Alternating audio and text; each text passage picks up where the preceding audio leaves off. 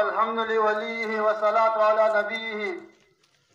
أما بعد فأعوذ بالله من الشيطان الرجيم. بسم الله الرحمن الرحيم.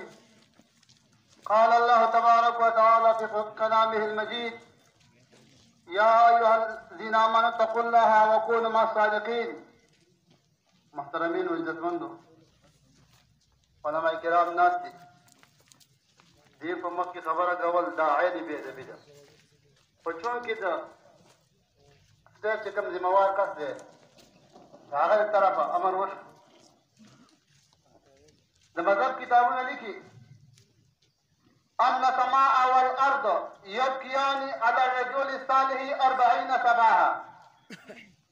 دیندار سړی، متقي سړی، پرهیزګار سړی چې هغه وفات شي، ځمکه او اسمان په هغه پسې 40 ورځې جلا کوي.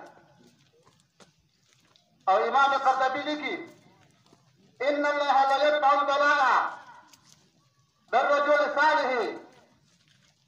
د دیندار او بزرګ او متقي سړي په وجه باندې الله تعالی د اویب کورونه، مصیبتونه او تکالیف ختموي. نو دا اوس کوم ګل چې زمونږ نه مړاوی شو، الله نه واخلي، دا د الله فیصله ده. د رب العالمین نه موږ دا دعا کوو چې الله تعالی په دې کور کې، په دې علاقه کې، په دې محله کې او په دې باغ کې یو دغسې ګل بل هم ولګي. دا علما کتابونه لیکي، زمونږ او ستاسو مذهب یې فتاوا ده الحاوي. کما قاري کم عالمه چې هغه په مقبره کې دفن شي، 40 قبرا عن يمينه و40 قبرا عن شماله و40 قبرا عن امامه و40 قبرا عن خلفه. 40 قبر ښي طرف ته، 40 چپ طرف ته، 40 مخې ته، 40 شاته. د 160 قبرونو د وجې نه 160 قبرونو باندې د دغه قاري د وجې رحمت راورېږي. د الله نبي فرمایي: اکرموا حملة القرآن فمن اکرمهم فقد اکرمني. د قرآن قاري د ده قدر وکړئ. په موږ او تاسو چونکې نه کوو. موږ او تاسو د دنیادارو قدر کوو، د قرآن د قاري قدر نه کوو.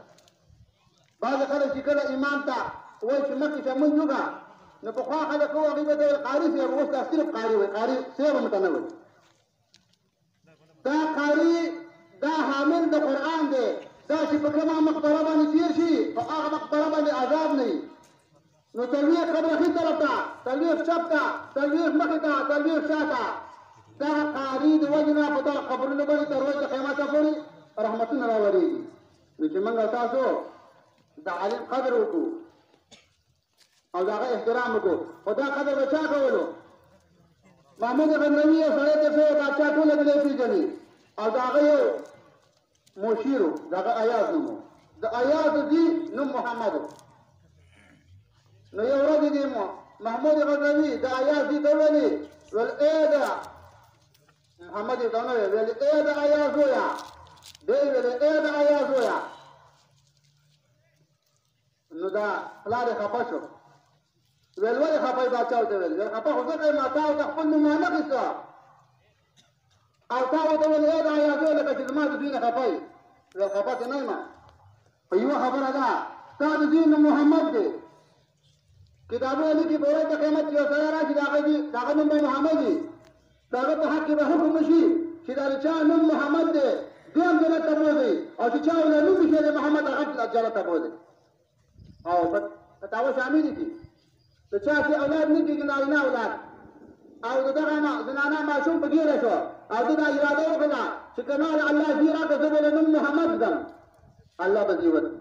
صاحب سیراجي علما یې پېژني، د هغه زامن نه و. ویل کرم ماله زی راکړه زه به له نوم محمد ږدم. نو الله تعالی له اووه زامن ورکړه. کشف الغمه فی جمیع الامه هغه لیکي که یو سړي دا اراده وکړه که الله ماله زی راکړه زه به له نوم محمد ږدم، حول الله ذکرا وان کان انثی.